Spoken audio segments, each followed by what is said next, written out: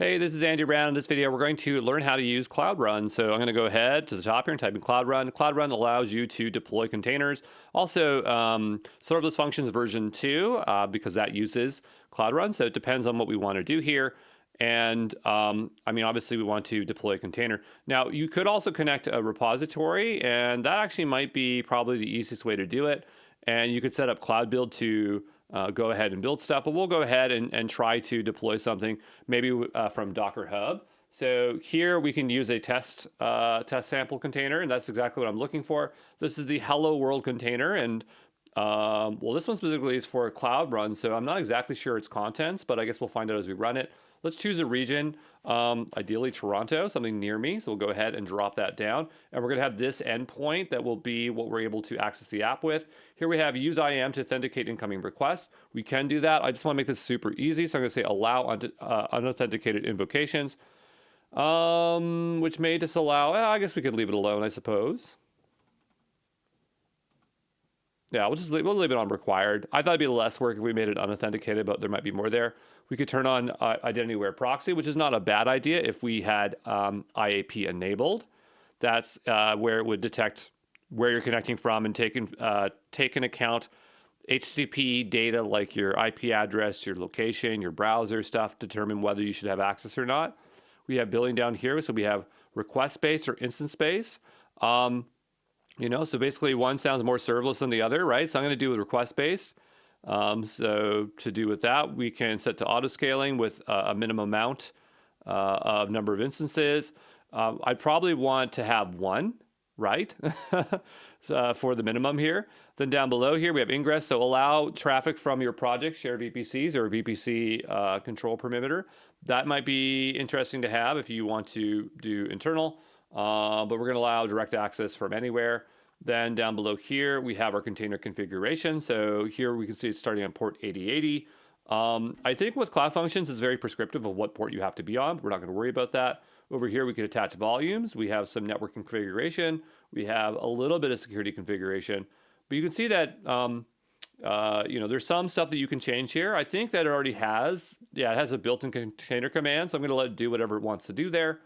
Then down below here, request timeout if it takes too long. Execution time will leave as default. So that seems fine to me, but obviously there are two options here that we can utilize. We're going to go ahead and create that. Obviously, you can add SQL connections as well.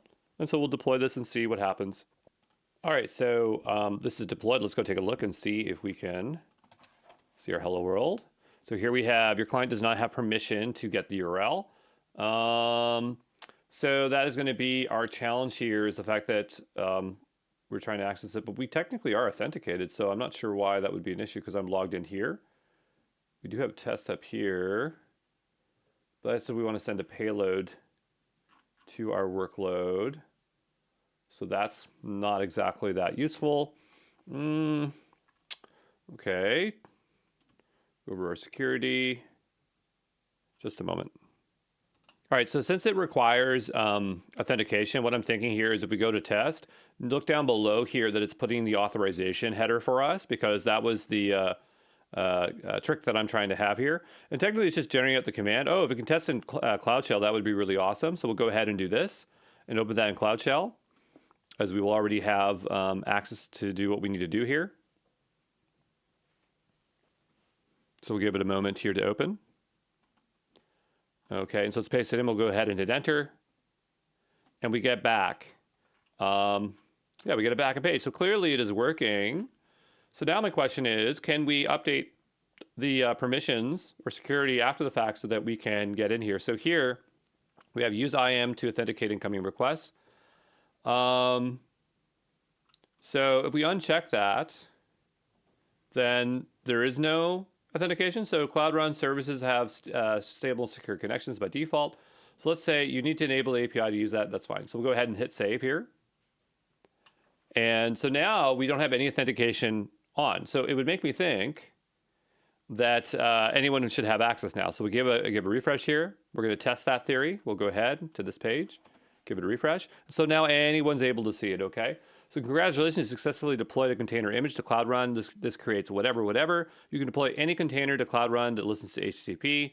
And if we look up here, the protocol is HTTPS. What's next? Build and deploy quick start. Not necessarily want to do that, but we'll just go over here. And so there are other options here. So deploy a pre-built container. This might be useful if like there's a specific type of app we want to deploy. I really like Ruby. So if there's like a Ruby service one, that might work really well for me. So build and deploy a Ruby web app to Cloud Run. Yeah, this might be might be up my alley here. But I'm going to go back over to here, and we're going to go ahead and just tear down this. Okay, so yeah, not too hard to get that up and running. Okay, I believe that it is deleting. We deleted it, right? Yeah, it's gone, and I'll see you in the next one. Okay.